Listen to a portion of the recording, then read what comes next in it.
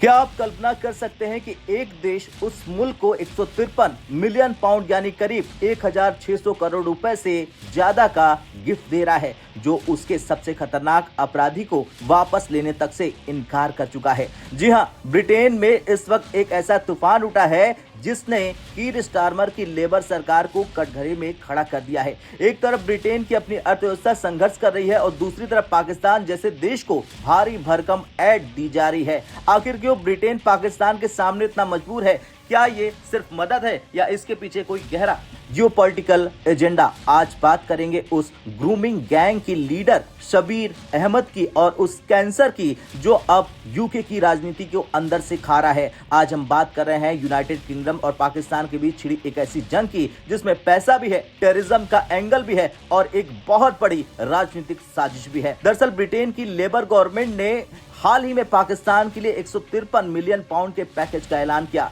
लेकिन इस ऐलान ने पूरे यूके में एक नई बहस छेड़ दी है। लोग पूछ रहे हैं कि जिस पाकिस्तान ने ब्रिटेन के सबसे बड़े दुश्मन और रेपिस्ट शबीर अहमद को वापस लेने से मना कर दिया, उस पर ब्रिटेन मेहरबान क्यों है? देखिए, यूके की पार्लियामेंट का सेशन खत्म होने वाला था और ठीक रिसेस छुट्टियों पर जाने से पहले लेबर सरकार ने बड़ी चालाकी से इस पैकेज को मंजूरी दे दी। अगले 3 सालों में ये 153 मिलियन पाउंड चरणों में पाकिस्तान को दिए जाएंगे। हैरानी की बात यह है कि पूरी पार्लियामेंट में इस पर कोई बड़ी चर्चा नहीं हुई। मानो सरकार इसे चुपचाप निकालना चाहती थी। जब डेली मेल ने इस खबर को ब्रेक किया, तब जाकर जनता के सामने ये सच्चाई आई। अब आपको बताते हैं कि असली गुस्सा क्यों है। देखिए, मामला जुड़ा है 73 साल के शबीर अहमद से। ये कोई मामूली अपराधी नहीं है, बल्कि ये उस कुख्यात ग्रूमिंग गैंग का सरगना है जिसने मैनचेस्टर और आसपास के इलाकों में 12-13 साल की मासूम बच्चियों की जिंदगियां बर्बाद कर दी। 2012 में इसे रेप, ट्रैफिकिंग और चाइल्ड एब्यूज के दर्जनों मामलों में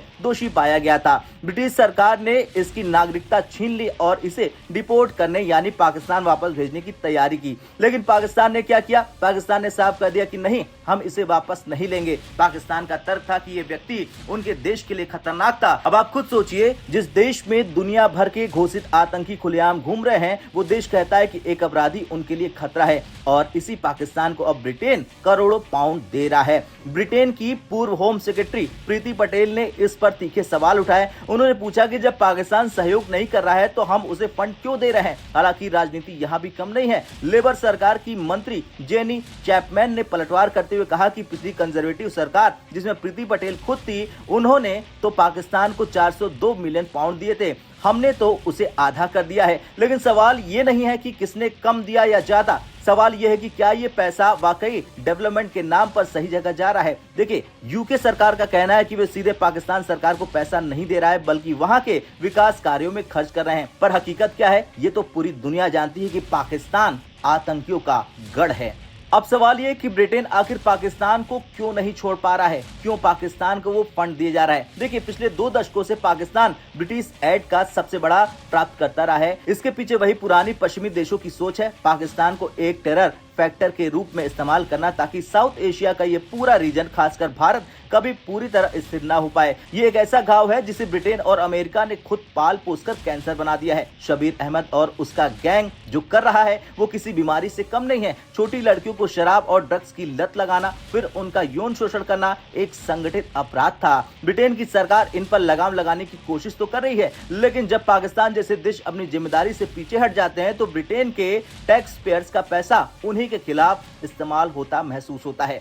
तो क्या ब्रिटेन की लेबर सरकार अपने ही जाल में फंस गई है? क्योंकि एक तरफ इकोनॉमी का दबाव है तो दूसरी तरफ पाकिस्तान की हट धर्मी था। क्या 153 मिलियन पाउंड देकर ब्रिटेन वाकई पाकिस्तान को सुधार पाएगा या ये सिर्फ एक और नाकाम कोशिश है? इस मुद्दे पर आपकी क्या राय है? क्या ब्रिटेन को पाकिस्तान की फंडिंग पूरी तरह से बंद कर देनी चाहिए जब तक वो अपने अपराधियों को वापस न ले ले? हाँ या ना में कमेंट कर अपनी राय जरूर दें।